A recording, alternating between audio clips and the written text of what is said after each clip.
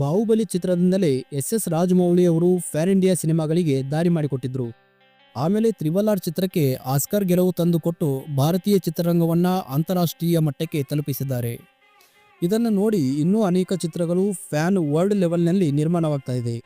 ಇವತ್ತಿನ ವಿಡಿಯೋದಲ್ಲಿ ಅಂಥ ಮಹತ್ವಾಕಾಂಕ್ಷೆಯ 6 ಚಿತ್ರಗಳ ಬಗ್ಗೆ ಮಾಹಿತಿಯನ್ನು ತಿಳಿದುಕೊಳ್ಳೋಣ. ನಂಬರ್ 1, ರಾಮಾಯಣ.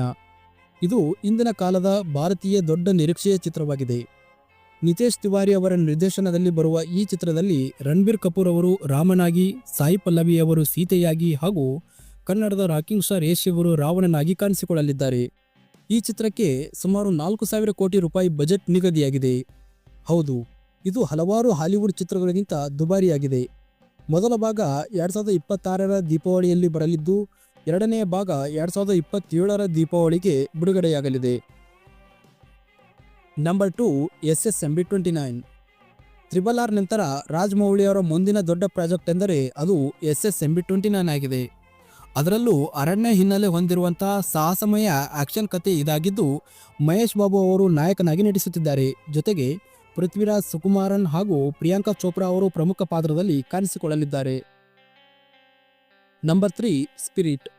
ಪ್ರಭಾಸ್ ಮತ್ತು ಸಂದೀಪ್ ರೆಡ್ಡಿ ವಂಗ ಮೊದಲ ಬಾರಿಗೆ ಸೇರಿ ಮಾಡುತ್ತಿರುವಂಥ ಫ್ಯಾನ್ ವರ್ಲ್ಡ್ ಸಿನಿಮಾ ಸ್ಪಿರಿಟ್. ಇದು ಒಂದು ಕಾಪ್ ಆಕ್ಷನ್ ಡ್ರಾಮಾ ಚಿತ್ರವಾಗಿದ್ದು, ಇದರಲ್ಲಿ ಕೊರಿಯನ್ ನಟ ಡಾನ್ ಲೀ ಅವರು ವಿಲನ್ ಆಗಿ ಕಾಣಿಸಿಕೊಳ್ಳುತ್ತಿದ್ದಾರೆ. ಈ ಚಿತ್ರ ಕನ್ನಡ, ತೆಲುಗು, ತಮಿಳು ಮಾತ್ರವಲ್ಲದೆ ಕೊರಿಯನ್, ಜಪಾನೀಸ್ ಮತ್ತು ಚೀನೀಸ್ ಹಾಗೂ ಇಂಗ್ಲಿಷ್ ಭಾಷೆಯಲ್ಲೂ ಕೂಡ ಬಿಡುಗಡೆಯಾಗುವ ಸಾಧ್ಯತೆ ಇದೆ ಅಂತ ಚಿತ್ರತಂಡ ಹೇಳಿಕೊಂಡಿದೆ. Number 4, Allu Arjun ಅಟ್ಲಿ project. ಪುಷ್ಪ 2 ಯಶಸ್ಸಿನ ನಂತರ ಅಲ್ಲು ಅರ್ಜುನ್ ಅವರು ಅಟ್ಲಿ ಜೊತೆ ಕೈ ಜೋಡಿಸಿದ್ದಾರೆ.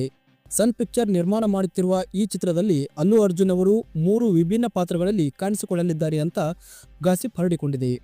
ಅದಲ್ಲದೆ ಹಾಲಿವುಡ್ನ ಸ್ಟಾರ್ ನಟ ವಿಲ್ ಸ್ಮಿತ್ ಅವರು ಇಲ್ಲಿ ವಿಲನ್ ಆಗಿ ಕಾಣಿಸಿಕೊಳ್ಳಲಿದ್ದಾರೆ. ಜೊತೆಗೆ ದೀಪಿಕಾ ಪಡುಕೋಣೆ, ಮೃಣಾಲ್ ಠಾಕೂರ್ ಹಾಗೂ ಜಾಹ್ನವಿ ಕಪೂರ್ ಅವರು ನಾಯಕಿಯಾಗಿ ಕಾಣಿಸಿಕೊಳ್ಳಲಿದ್ದಾರೆ. Number 5, NTR Trivikram project.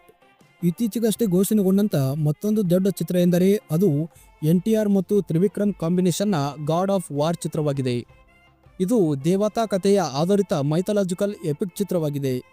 Kartikeya ದೇವರ ಕಥೆಯನ್ನು ಆಧಾರವಾಗಿಟ್ಟುಕೊಂಡು ಮಾಡಿರುವಂಥ ಈ ಚಿತ್ರವು ಅಂತಾರಾಷ್ಟ್ರೀಯ ಮಟ್ಟದಲ್ಲಿ ಬಿಡುಗಡೆಯಾಗಲಿದೆ ಅಂತ ನಿರ್ಮಾಪಕ ನಾಗವಂಶಿ ಅವರು ಹೇಳಿಕೊಂಡಿದ್ದಾರೆ.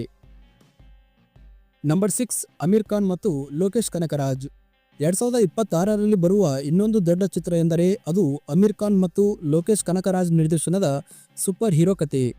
ಇದು ಹಲವು ಭಾಷೆಗಳಲ್ಲಿ ಅಂತಾರಾಷ್ಟ್ರೀಯ ಮಟ್ಟದಲ್ಲಿ ಬಿಡುಗಡೆಯಾಗಲಿರುವ ಚಿತ್ರವಾಗಿದ್ದು, ಬಹುಶಃ ಭಾರತೀಯ ಸೂಪರ್ ಹೀರೋ ಸಿನಿಮಾಗಳಲ್ಲಿ ವಿಭಿನ್ನವಾದ ಪ್ರಭಾವ ಬೀರುವ ಸಾಧ್ಯತೆ ಇದೆ. ಇದಿಷ್ಟು ಇವತ್ತಿನ ವಿಡಿಯೋದ ಮಾಹಿತಿಯಾಗಿದೆ. ವಿಡಿಯೋ ಇಷ್ಟ ಆಗಿದ್ರೆ ಲೈಕ್ ಮಾಡಿ ಮತ್ತು ನೀವು ಯಾವ ಚಿತ್ರಕ್ಕಾಗಿ ಕಾಯ್ತಾ ಇದ್ದೀರಿ ಅಂತ ಕೆಳಗಡೆ ಕಮೆಂಟ್ ಮಾಡಿ ಅಂತ ಹೇಳ್ತಾ ಸಿಗೋಣ ಮುಂದಿನ ವಿಡಿಯೋದಲ್ಲಿ. ಅಲ್ಲಿವರೆಗೂ ನಮಸ್ಕಾರ.